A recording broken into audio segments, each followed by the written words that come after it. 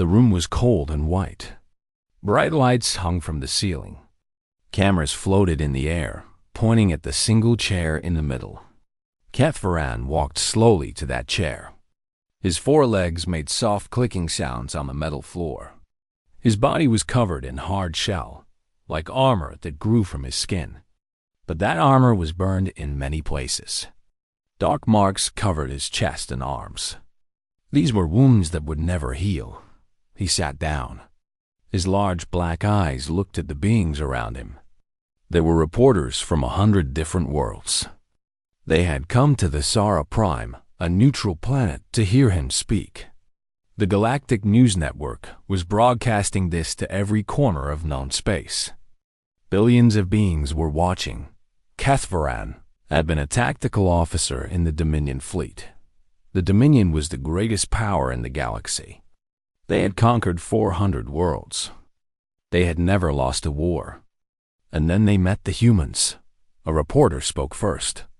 She was a tall creature with silver skin and no mouth. Her words came from a device on her neck. "You asked to speak today. The galaxy is listening. What do you want to tell us?" Kethvaran was quiet for a moment. Then he spoke in a voice that was rough and tired. "I want to tell you about the human war front. I want to tell you what we did, and what they did to us. I want every species in this galaxy to understand one thing." He leaned forward. "We thought we were conquering a primitive species. We were so terribly wrong." He began his story. The Dominion had watched humans for 50 years.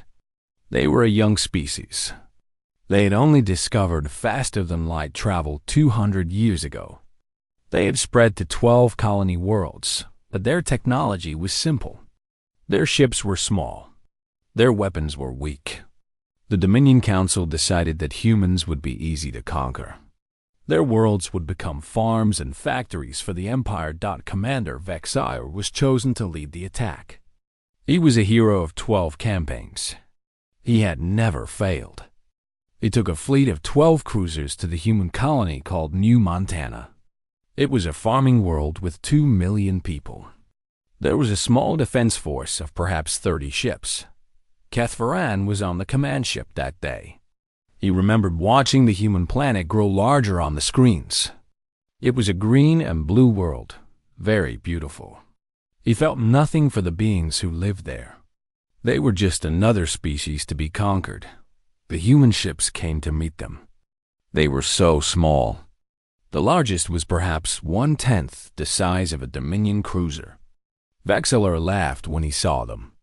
He ordered his fleet to destroy them quickly so they could begin landing troops. The battle should have lasted minutes. It lasted 6 hours. The human ships would not retreat. Even when they were damaged, even when they were burning, they kept fighting. They flew in ways that should have been impossible. They took risks that no sane pilot would take. And they died. One by one, they died. But each one took Dominion fighters with them. Kethvaran remembered one pilot in particular. His name, they learned later, was Danny Ortiz. He was 23 years old. He had been flying cargo ships before the war. His fighter was hit early in the battle. Half his ship was gone. He was leaking air and fuel. Any normal pilot would have tried to escape or surrender. Danny Ortiz flew his broken ship directly at the Dominion flagship. The shield stopped him, but only barely.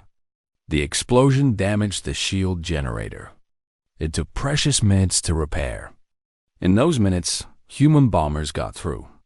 They destroyed 2 Dominion cruisers before the shields came back up. Kethvaran watched Danny Ortiz die on his screen. The human's face was visible for just a moment through the cockpit glass. He was smiling. "Why?" Kethvaran asked out loud. No one answered him. The Dominion won the battle. They killed every human ship. They landed troops and took control of New Montana. By all measures, it was a victory. But Vexillor was not celebrating. He had lost 2 cruisers and 40 fighters to a force that should have been destroyed in minutes. He had watched humans fly into certain death rather than surrender. He had seen something in their eyes that he did not understand. Kepharan went to the planet's surface after the battle. He walked through a small town that had been bombed. Buildings were broken. Fires burned everywhere. Human bodies lay in the streets. He found a human female sitting next to a destroyed house. She was holding a small child who was not moving. The female looked up at Kepharan. There was blood on her face. Her eyes were red from crying, but she was not afraid. She looked at him with something he had never seen from a conquered species. It was not fear. It was not despair. It was hate. Pure, burning hate. And something else. A promise thought she spoke in her language. Kepharan's translator turned her words into something he could understand. "You will pay for this," she said. "Every single one of you. I don't care how long it takes. I don't care if I die. You will pay." Kepharan should have killed her. She was threatening an officer of the Dominion. But something stopped him. Something in her eyes made him turn away and walk back to his ship. He reported to Vexillor what he had seen. The human female. Her words. The look in her eyes. Vexillor dismissed it. "They are primitives," the commander said. "They will learn to accept Dominion rule. They all do, in the end." Kepharan was not so sure. He had seen many conquered species. He had seen them cry and beg and surrender. He had never seen one look at him the way that human female did. Years later, he would learn her name. Maria Delgado. She would become one of the most feared resistance leaders in the war. She would kill more Dominion soldiers than any human army. And she would survive to see the Dominion fall. But that was the future. On that day, Kepharan simply returned to his ship. The fleet prepared to move to the next target. There were 11 more human worlds to conquer. The Dominion High Council sent messages of congratulation. The war was going exactly as planned. Humans would be fully conquered within 1 year. They were wrong. The war would last 8 years. It would cost the Dominion everything. And it would begin with a simple truth that Kepharan understood before anyone else. Humans did not know how to surrender. They did not know how to give up. They would fight until they won or until every single one of them was dead. And there were 8 billion of them. The real war was just beginning. Kepharan paused in his testimony. The reporters waited in silence. Some of them had never heard a Dominion officer speak so openly about defeat. He took a breath and continued. After the first battles in space, Kepharan was transferred to ground forces. The Dominion needed soldiers to hold the human worlds they had captured. He was sent to a planet called Kepler's Hope. It was a mining colony with 500,000 humans. The Dominion had taken it easily. Most of the population had surrendered. The war there was supposed to be over. It was not over. It was just changing into something worse. The Dominion built a large base outside the main city. 3,000 soldiers were stationed there. They had tanks and aircraft and weapons that could destroy buildings with a single shot. The humans had nothing. Their military had been destroyed. Their weapons had been taken. They were farmers and miners and factory workers. And yet, every night, Dominion soldiers died. It started small. A patrol would go out and never return. A supply truck would explode on an empty road. A guard would be found dead at his post with a knife in his throat. The Dominion commanders were confused. They searched for enemy soldiers, but found nothing because there were no enemy soldiers. There were only ordinary humans who had decided they would rather die than live under Dominion rule. Kepharan first heard the name Maria Delgado 2 months after he arrived. She was the woman from New Montana, the woman whose child had died, the woman who had promised revenge. She had somehow escaped the occupation and traveled to Kepler's Hope. She found other humans who wanted to fight. Not soldiers, just people. teachers and cooks and mechanics. She taught them how to make bombs from mining chemicals. She taught them how to move without being seen. She taught them that fear was a weapon they could use. Her group started with 12 people. Within 6 months, there were 40. They called themselves the Ghosts. Kethvaran led a squad that was sent to find them. They had information that the Ghosts were hiding in an old mine outside the city. 50 Dominion soldiers went into that mine. They had armor and night vision and heavy weapons. 12 soldiers came out. The humans had filled the tunnels with traps. Holes covered with cloth that dropped soldiers into pits filled with metal spikes. Wires that triggered explosions.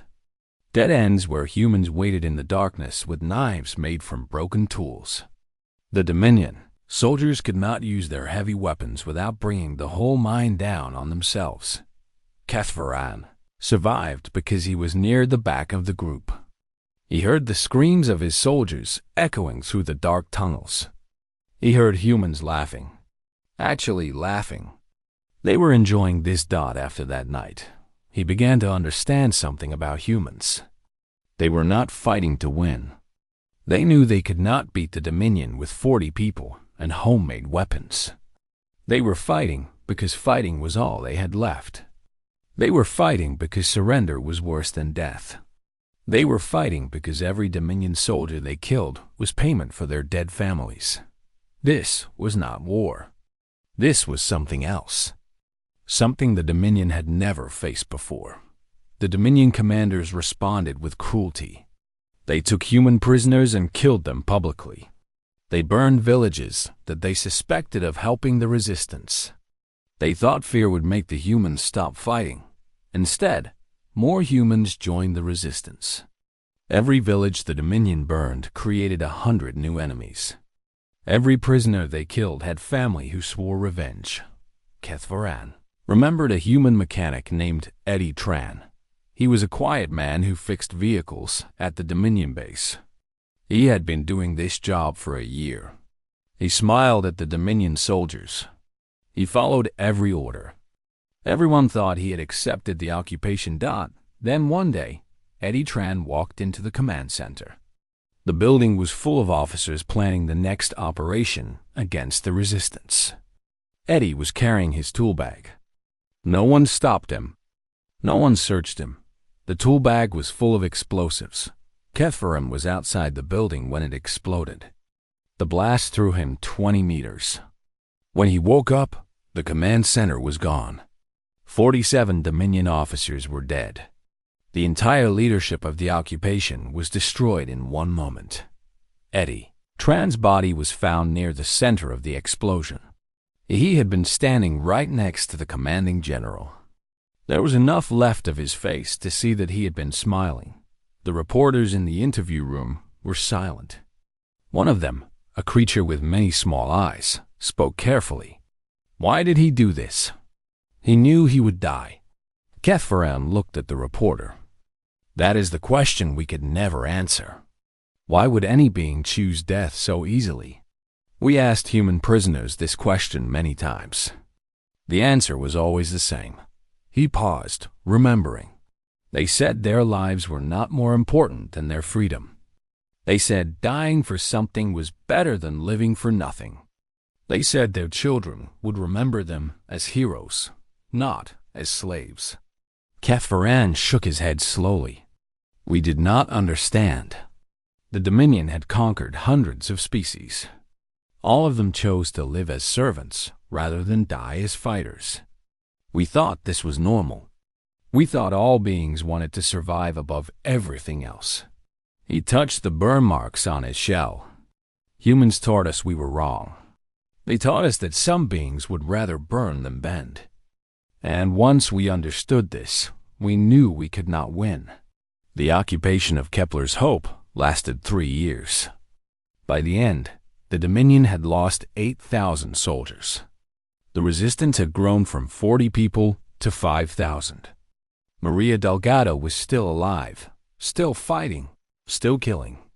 The Dominion eventually decided the planet was not worth the cost. They withdrew their forces. It was the first time in Dominion history that they abandoned a conquered world, but it would not be the last. The same story repeated on every human planet. No matter how many troops the Dominion sent, no matter how much destruction they caused, humans kept fighting. Old women picked up guns when their sons died. Children carried messages through enemy lines. Wounded soldiers refused to leave the battlefield. Kethvaran had a word for what he witnessed on those worlds. He used it now, speaking to the reporters and the billions watching across the galaxy. Hell, he said. The human warfront was hell. Not for them. For us. Every day was a new nightmare. Every night brought new attacks. We were the conquerors, but we lived in fear. And they, the conquered, they were not afraid of anything. Not even death. He leaned back in his chair, exhausted by his memories. We thought we were making them suffer. We did not realize they were making us suffer more. And unlike us, they did not want to stop. They wanted to hurt us forever. That was the moment I knew the Dominion would lose this war. Kethvaran asked for water. His throat was dry from speaking. A small robot brought him a glass. He drank slowly, his clawed hands shaking slightly. The memories he was sharing were not easy to carry. The reporters waited patiently. They knew the story was not finished. The ground war had been terrible, but it was not what destroyed the Dominion. Something else happened. Something that changed everything. Kethvaran set down his glass and continued. For 3 years, the Dominion controlled the space around human worlds. Their fleets were too powerful. Human ships were too few and too small. Humans could fight on the ground, but they could not break the blockade that surrounded their planets.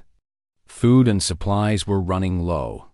Some in the Dominion High Council believed humans would eventually starve and surrender. They did not know about the defiant hope dotted deep in the asteroid belt of the human home system. Hidden among millions of rocks and debris, humans have been building something in secret. While their colonies fought and died, while the Dominion celebrated victory after victory, human engineers worked day and night on the largest ship ever constructed by their species. The Defiant. Hope was a dreadnought. It was not as big as a Dominion flagship, but it was something new, something dangerous. The humans had spent every resource they had on this single ship. They had invented new weapons, new shields, new engines.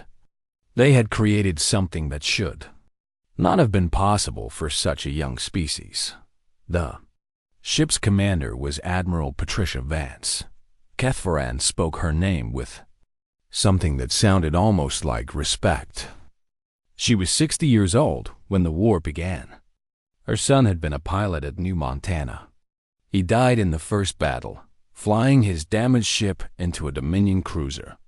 Just like Danny Ortiz, just like so many others, Patricia Vance did not cry when she heard the news. She did not scream or break down. She simply walked into the command center and asked one question: what do we need to win? The answer was the Defiant Hope. Kethvaran was back in space when the ship revealed itself. He was serving on a Dominion cruiser near Orion's Gate, a strategic point between human space and Dominion territory. 17 Dominion warships guarded this position. It was considered impossible to break through. The Defiant Hope came out of faster-than-light travel directly in front of them. It was alone. One ship against 17. Admiral Vance sent a message to the Dominion fleet. Kethvaran remembered her exact words. You came to our home. You killed our people. Now we are coming to yours. The Dominion commander laughed. He ordered all 17 ships to attack at once. It should have been over in seconds, but humans had done something impossible. The Defiant Hope's jump drive was different. Normal ships needed several minutes to calculate a faster-than-light jump. The Defiant Hope could do it in seconds. And the humans had turned this into a weapon. The ship jumped. It disappeared. Then it reappeared inside the Dominion formation, behind the defensive lines, directly next to a cruiser. The Defiant Hope fired everything at point-blank range. The cruiser exploded before its shields could activate Dot. Then the Defiant Hope jumped again. And again. And again, Dot. It was like fighting a ghost. The ship would appear, destroy something, and vanish before anyone could react. The Dominion ships started firing at empty space where the Defiant Hope had been a second before. Some ships accidentally hit each other in the confusion. Kethvaran watched this happen from his station. His hands were frozen over his controls. He could not believe what he was seeing. This was not possible. No ship could jump so quickly. No crew could survive such rapid transitions through faster-than-light space. But humans did not care about possible. The navigator on the Defiant Hope was a young lieutenant named Cody Barnes. He was 26 years old. His job was to calculate each jump in real time. This meant doing mathematics that normally required powerful computers. He had to do it in his head, under combat conditions. While the ship was being shot at Dot, when asked later how he managed this, Cody Barnes gave a simple answer. "I was really angry," he said. "Anger helps me focus." The Battle of Orion's Gate lasted 4 hours. When it ended, 12 Dominion ships were destroyed. The remaining 5 were retreating at maximum speed. The Defiant Hope was damaged but still fighting. It had taken hits that should have killed it 3 times over. But humans kept repairing it during the battle. They kept fighting even when entire sections of the ship were burning. Kethvaran's ship was one of the 5 that retreated. He remembered the silence on the bridge. No one spoke. No one could understand what had happened.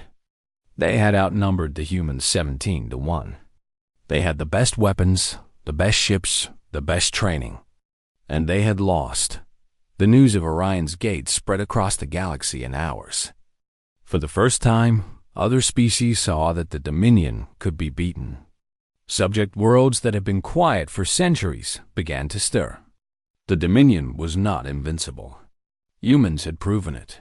Admiral Vance did not stop at Orion's Gate. The Defiant Hope led a fleet of smaller ships deeper into Dominion space. They attacked supply lines. They destroyed fuel stations. They freed prisoners from Dominion camps. Everywhere they went, they won. Patricia Vance became a legend. Not just to humans, but to every species that had ever been conquered by the Dominion. Her face appeared on secret messages passed between rebels on 100 worlds. Her words were whispered in the darkness of Dominion prisons. Kethvaran saw her once, from a distance, during a prisoner exchange. She was a small woman with gray hair and tired eyes. She did not look like a warrior. She looked like someone's grandmother. But when she looked at the Dominion officers, there was something in her eyes that made them step back. It was the same look Kethvaran had seen in Maria Delgado. The same look he had seen in Eddie Trandot. It was the look of someone who had nothing left to lose and everything to prove. Someone who would burn the galaxy down to protect what they loved. Someone who was not fighting for victory, but for something deeper. Something the Dominion did not understand. The High Council ordered 20 more ships to stop the Defiant Hope. Then 50. Then 100. It did not matter. Humans had learned how to win. And they were not going to stop. The interview room had grown darker. The lights above Kethvaran seemed dimmer than before. Or perhaps it was just the weight of what he was about to say. The reporters leaned forward. They knew the worst part of the story was coming. Kethvaran spoke slowly, choosing each word with care. After the Battle of Orion's Gate, the Dominion High Council made a decision that would destroy everything. They were afraid. For the first time in their long history, they were truly afraid. Humans were winning battles. Subject species were getting restless. The great Dominion Empire was shaking Dot, so they decided to send a message. A message that would remind the galaxy why the Chilish Dominion was feared. They chose a human colony called Eden's Rest. It was a peaceful world. 4 million people lived there. Families, children, old people, who had come to spend their final years in a beautiful place. Eden's Rest had no military value. It was not a threat to anyone. The Dominion sent a planet cracker. Kethvaram paused. Some of the reporters did not know what a planet cracker was. He explained in a flat voice. It was a weapon designed to break a planet apart, to turn a living world into floating rocks. It was supposed to be used only against enemy military bases hidden deep underground. It had never been used against a populated world. Until Eden's Rest. Kethvaran was not there when it happened, but he saw the recordings later. Everyone did. The Dominion broadcasted across the galaxy as a warning. The weapon took 1 hour to work. 1 hour for 4 million humans to watch their sky crack open. 1 hour for them to hold their families and say goodbye. 1 hour for children to ask their parents what was happening. Then the planet broke, and 4 million lives ended in fire and darkness. The Dominion expected humans to surrender. They expected fear to make humans weak. They sent messages offering peace if humans would accept Dominion rule. Instead, humans did something no species had ever done before. They declared what they called unconditional war. This meant no rules, no limits, no mercy. Humans would fight until the Dominion was destroyed or until every human was dead. There would be no peace. There would be no negotiation. There would only be war until the end. General Rosa Medina led the human response. She was 52 years old. Before the war, she had been a teacher at a military academy. Her husband, her parents, and her 3 children had all lived on Eden's Rest. She had nothing left to lose. And she had everything she needed to make the Dominion pay. Human forces changed their strategy. Before, they had attacked military targets. Ships, bases, weapons factories. Now they attacked everything. They did not kill Dominion civilians. That was important to them. Even in their rage, even after Eden's Rest, they would not murder innocents. But they did something almost worse. They made Dominion civilians afraid. Human ships appeared near Dominion food worlds. They destroyed cargo ships carrying supplies. They damaged water purification plants. They disabled communication networks. They never killed civilians directly, but they made sure every Dominion citizen knew that humans could reach them anywhere. A human soldier named Pete Kowalski was captured during one of these raids. The Dominion interrogated him for days. They wanted to know human plans, human weaknesses, human secrets. Pete Kowalski told them nothing useful. But he did say one thing that Kethvaran would never forget. The interrogator asked him why humans were fighting so brutally. They had been offered peace. They could have stopped the killing. Why did they continue? Pete looked at his captors with dead eyes. "You started this," he said. "We are going to finish it. And when we are done, every species in this galaxy will know what happens when you attack humanity." He smiled. It was not a happy smile. "You killed 4 million of our people in 1 hour. Do you know how many Dominion planets there are? Hundreds, thousands. We have a lot of work to do." The interrogator asked what he meant. "We are going to make sure the Dominion never threatens anyone again," Pete said. "Not us, not anyone. You are going to be an example, a lesson. The galaxy will tell stories about what happened to the Dominion for 1 million years. And the lesson will be simple. Do not make war on humans." The recording of that interrogation was sent to the High Council. It was supposed to show how dangerous and crazy humans were. Instead, it terrified the Dominion leadership. They realized that humans were not fighting for territory or resources. They were fighting for revenge. And revenge had no limit. Dominion fleet commanders began to refuse orders. Fighting humans was suicide. No one wanted to be the next example of human anger. Ships that were sent to human space would report engine problems or supply shortages. Anything to avoid battle. Subject species saw this. They saw the Dominion's fear. On world after world, rebellions began. Species that had been conquered for centuries suddenly remembered how to fight. They had all suffered under the Dominion. Now they saw a chance to be free. General Medina sent messages to these rebellions. She promised human help. She promised weapons and ships and soldiers. She promised that the Dominion would fall, and every conquered species would be free. Kethvaran watched his empire crumble. He watched the fear spread through Dominion ranks. He watched friends and comrades desert their posts and run away. He watched the mighty Dominion, conqueror of 400 worlds, become the conquered dot, and at the center of it, all were humans. Small, weak, short-lived humans. They had no special powers. They had no ancient wisdom. They were young and foolish and emotional. But they had something the Dominion did not have. They had the ability to take pain and turn it into strength. They had the ability to watch their worlds burn and keep fighting. They had the ability to lose everything and still refuse to give up. The Dominion destroyed Eden's rest to break human spirit. Instead, they created 4 million ghosts that would haunt them until the end. Every human who died became a reason for living humans to fight harder. Every atrocity became fuel for human rage. Kethvaran looked at the reporters. His voice was barely a whisper. "We made them angry," he said. "That was our mistake. You can defeat an enemy who fights for land or wealth or power.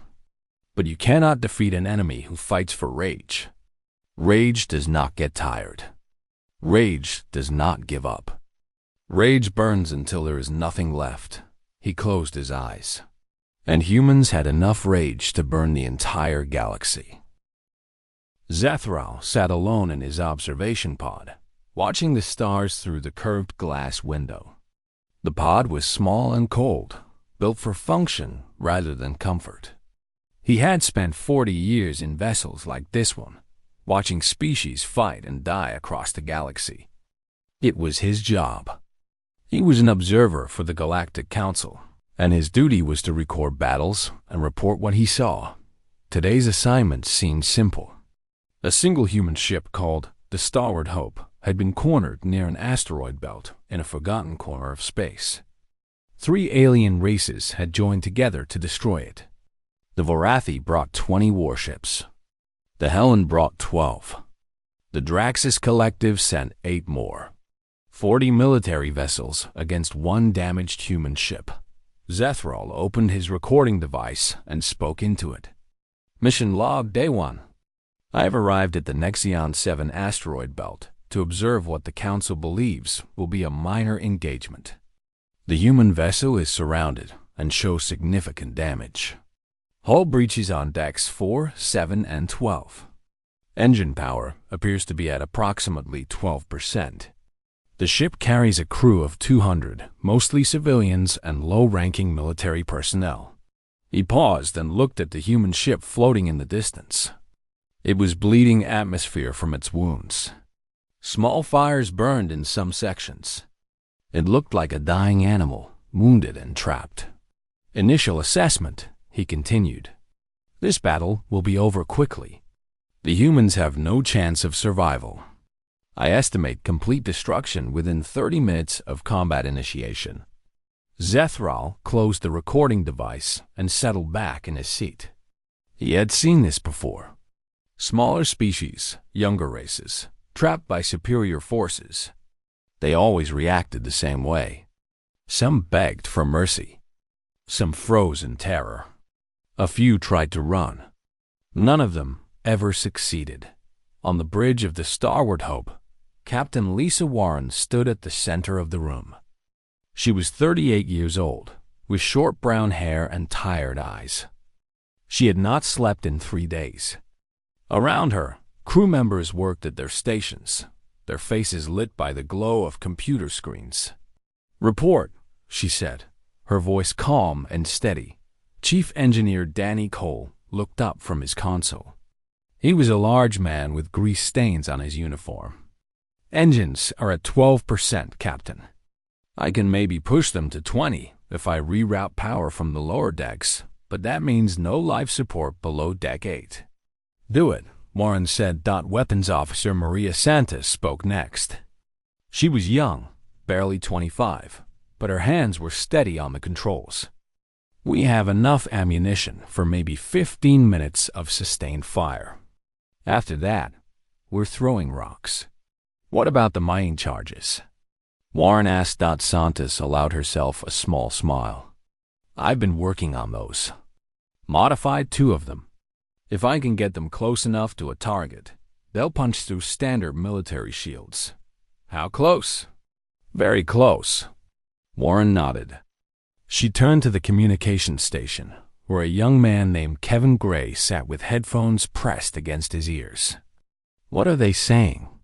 Gray listened for a moment longer, then pulled off the headphones. "The Vorathi commander is broadcasting a surrender demand. We have 1 hour to power down our weapons and prepare for boarding. If we refuse, they will destroy us." The bridge went quiet. 200 lives hung in the balance. 200 people who had families, dreams, futures that might never happen. Warren looked at each of her officers in turn. She saw fear in their eyes, but she also saw something else. She saw determination. "Send a response," she said. "What should I say, Captain?" Warren thought for a moment. Then she spoke a single word: "No." Gray stared at her. "Just no?" "Just no." He turned back to his console and transmitted the message. Across the void of space, the Vorathi commander received it. His name was Keth Voren, and he had fought in 37 battles. He had never lost. When he heard the human response, he laughed. "They refuse to surrender," he told his officers. "They choose death. Very well. We will give them what they ask for." In his observation pod, Zethral recorded the human response with interest. He had seen defiance before, but usually it came with lengthy speeches or desperate negotiations. This was different. This was simple. This was a single word that meant everything and nothing at the same time. He made a note in his log. "The humans appear to be experiencing psychological denial. This is common among species facing extinction. They cannot accept the reality of their situation, so they reject it entirely. This response will not change the outcome of the battle." But even as he wrote the words, something nagged at him. Something about the way the human captain had spoken. There was no fear in her voice. No desperation. She sounded like someone who had already made peace with death, but also like someone who intended to make death very expensive for her enemies. On the Starward Hope, the crew worked with quiet focus. There was no panic, no crying, no prayers to forgotten gods. There was only work. Hannah Webb, a petty officer with red hair and freckled skin, crawled through a maintenance shaft barely wide enough for her shoulders. She was rerouting power cables, stealing energy from systems that no longer mattered to feed systems that did.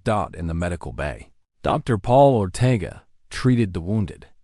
17 people lay on beds, suffering from burns, broken bones, and radiation exposure. Some of them would not survive even if the ship did. Ortega knew this, but he kept working anyway. As he bandaged a young woman's arm, he taught 3 crew members how to perform basic medical procedures. "Why are you teaching us this?" one of them asked.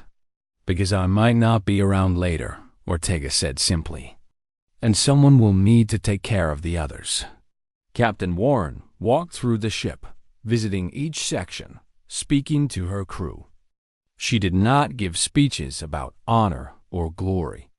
She simply looked them in the eyes and told them the truth. "We are going to fight," she said. "We are probably going to die. But we will not die quietly. We will not die begging. We will make them remember us. We will make them afraid. And maybe, just maybe, We will show them that humans are not easy prey." The crew listened. They did not cheer or shout.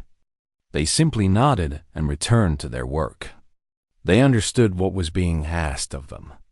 They accepted it. Zethral watched all of this through his sensors. He did not understand what he was seeing. These humans should be falling apart. They should be fighting among themselves, blaming each other, searching desperately for escape. Instead, they were preparing for battle with the calm efficiency of a species that had been fighting for survival since the beginning of their existence. For the first time in 40 years, Zethral felt something he could not identify. Later, he would recognize it as the beginning of fear. The hour counted down. The Vorathi fleet moved into position. And on a dying ship in the middle of nowhere, 200 humans prepared to show the galaxy what they were made of.